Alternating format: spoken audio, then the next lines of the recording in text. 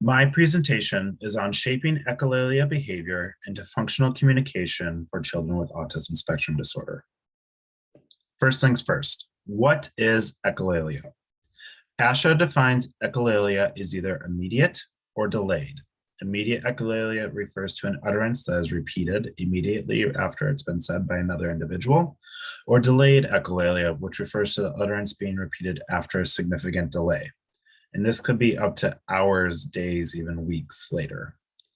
The National Library of Medicine acknowledges a third type of echolalia called mitigated echolalia, and this refers to the repetition of an utterance in altered forms.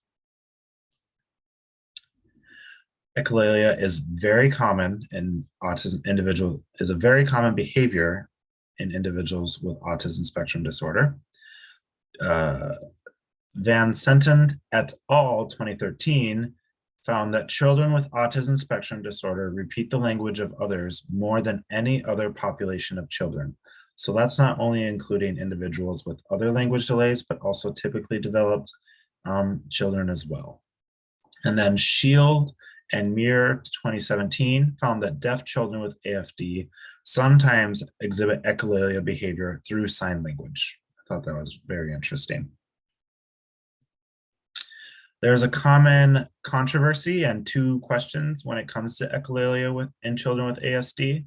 The first is echolalia a Gestalt learning style and leads to more generative communication in people with ASD? Or is echolalia a maladaptive functionalist behavior that should be extinguished or decreased? This slide demonstrates the 6 stages of natural language development. You can see within the first 2 stages, you have echolalia behavior expected. So immediate echolalia, or the use of whole language gestalts. So that might be saying, let's go out here, after an adult is explaining to a child, hey, let's go outside and play. The second stage is mitigated echolalia, or altering the gestalts into syntactic units and recombining the units of speech or language. So instead of immediately or completely saying, let's go out here, the child may say, want out of here. So they want to go outside. And then stages 3, 4, 5, and 6, you no longer see echolalia, and you start to see isolation of words and generation of spontaneous utterances. We typically expect echolalia to be extinguished by the age of 3 in normal language development. So how do we shape echolalia? The key to managing echolalia in children is to know the reason for their speech repetition, the meaning, and responding in a manner that helps the child learn to communicate. So for example, if you hear a child say, don't touch the fan, they may not actually mean don't touch the fan. That very well could mean, hey, I want the fan on. And they've just heard someone in the past say, don't touch the fan, while they're on their way to turn the fan on. We understand this meaning by observing, listening, and waiting during the child's interaction and talking to help gather messages behind the echolalia speech.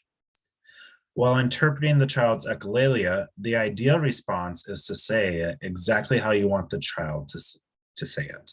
So instead of saying, say, turn on the fan, you would simply go, turn on the fan, providing those model prompts to exactly how you'd want the child to say it. There are other roles in an SLP and other treatments provided by an SLP for when treating echolalia in children with autism disorder. A very commonly researched approach is the cue, pause, and point method. The cue, pause, and point method explains the steps just like that. You're going to provide a cue. So if I'm trying to get a client or child to say something, my cue would be say.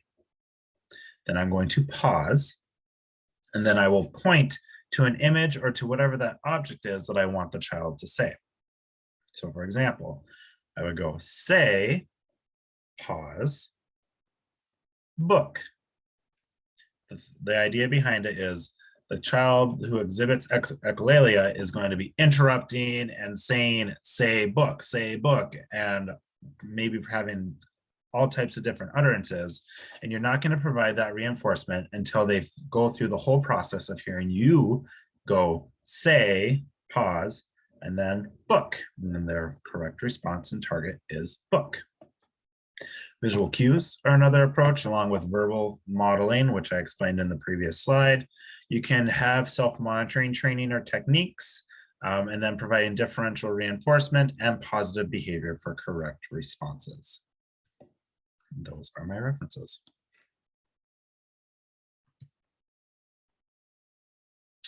How do I stop the recordings?